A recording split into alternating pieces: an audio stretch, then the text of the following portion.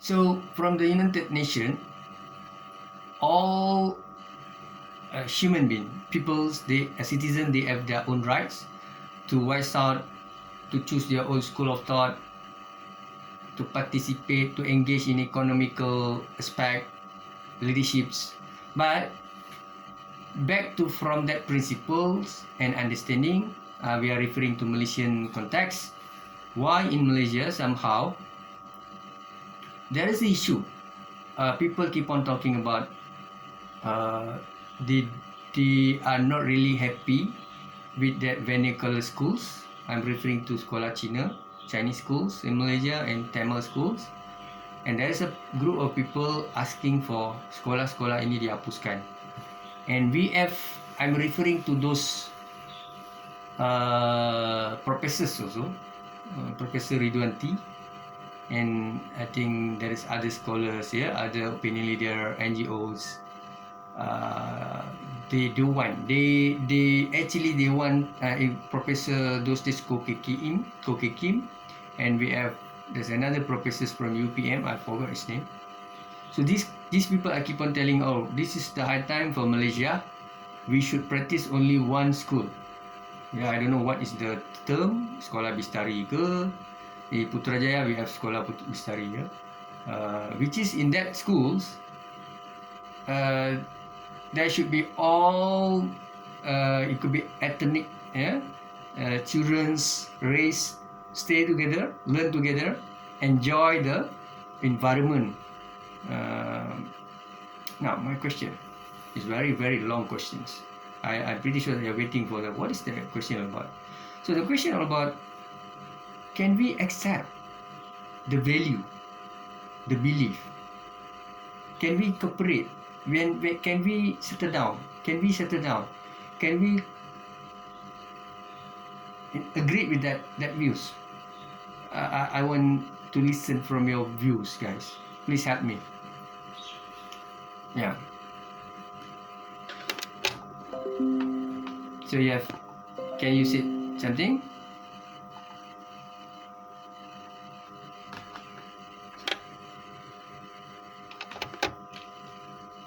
Okay, I would like to ask Nur Amzaril. Are you listening?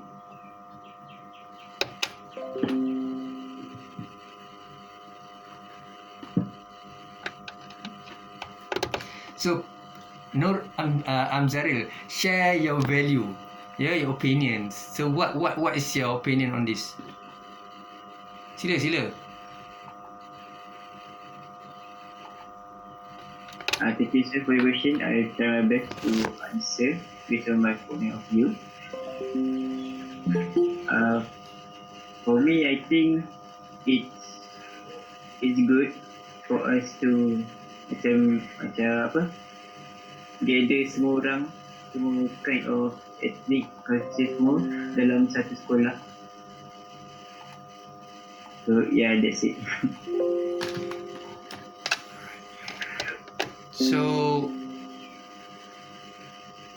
I don't know how to call you, yeah, Hamzaril. Okay, Hamzaril, I appreciate your opinion. He said that there should be a group of people, Malay, Indian, Chinese, people from Sarawak, Sabah, Kadazan, Melanau, Portuguese asli, they should unite together in one schools.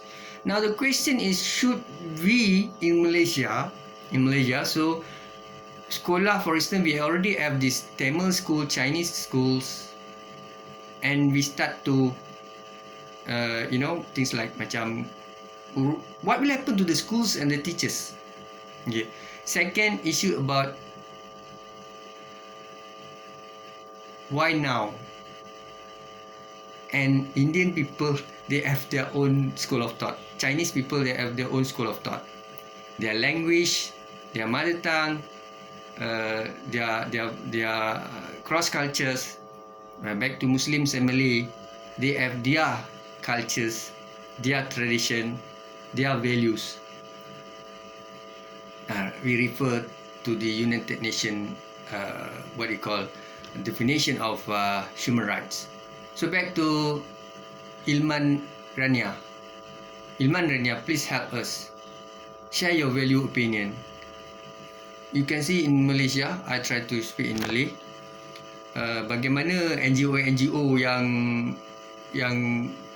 yang gairah ataupun disebut yang kasar kadang-kadang dalam Twitter, Facebook yang menyatakan sudah sampai masanya kenapa kita nak melayan mereka, kenapa kita kena melayan, kenapa kita kena compromise, why should we respect them, why should we deal with them, we are the majorities, we are the people in power, so we should tak ada lagi nak berbicara-bicara nak bagi sekolah Cina India. Sekarang kita buat satu sekolah vernacular, which is sekolah satu sekolah yang itu satu sesi, di mana sekolah itu sekolah kebangsaan. Vernacular ni semua hapuskan. And then from your opinion and try to relate with the United Nations principle and interim and also definition, and from the Federal Constitution of Malaysia, we have the highest constitution in Malaysia, enactment Akta Ordinance yang bercanggah dengan perlembagaan persetujuan batal. Okay. In Malaysia, from our context, did you think that vernacular school is a right of minorities group, Indian and Chinese, or no?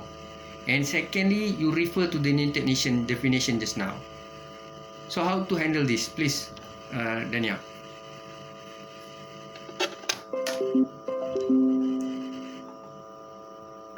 So is it Rania or Dania? So Ilman Rania. Oh, no.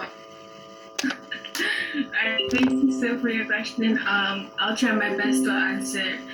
So honestly, in Malaysia, to me, human right doesn't exist. Because there's still racism going around in Malaysia, honestly. So like you said before, why now diorang nak tutup sekolah sekolah Tamil and Cina? It's either they are racist or they're trying to stop racism. Because when you're in a Chinese school, you're only surrounded by Chinese people. So you won't be able to communicate with other races, which makes you feel macam rasa pelik when you talk to an Indian person or a Malay person. So maybe that's the reason why they're closing these schools. Or the negative way to see this issue is that the one in charge, I don't know who, I'm so sorry, is a racist person and just doesn't like the other races. That's what I think about this issue. Alright, thank you for your interesting arguments, and actually I can actually I am listening to your voice and opinion. Afterward I will give my conclusion. This is my personal view. Yeah, for instance, we have to respect each of us. We have our own thought, understanding, but how critical you are. Yeah, so we are trying to. I would like to ask Azrul Azizan Zaini, Mr. Azrul. So we are now discussing or we are sharing our values regarding we discuss this now about the issues here. So I'm pretty sure that you already know what is the question about. Please share your value, personal opinion regarding the matter. Please say something. Okay, thank you for the question, sir. I will try my best to answer the question. Okay, first of all, saya dulu sekolah Cina, SJKC.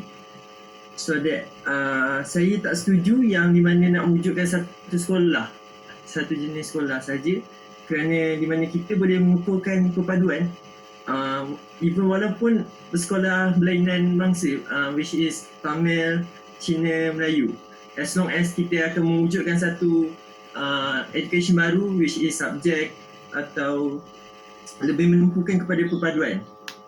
Ya, yang kita bersekolah di jenis yang lain which is Tamil atau Cina, kita dapat lagi memahami culture diorang, boleh mengajak diorang untuk memahami budaya kita juga, dan mengukuhkan perpaduan. Alright. That's very, very interesting. Azrul Azizan. Okay. So, Syed, I appreciate Azrul, I appreciate your opinion. Syed Rafiuddin, what's your opinion regarding the professors, the scholars, Professor Kokekin, Professor Ridwanti? These people are really feel unhappy with vernacular schools. Alright, they said in Malaysia, this is a Malay destiny, this is a Malay localities, you have to follow. These people are not Malay.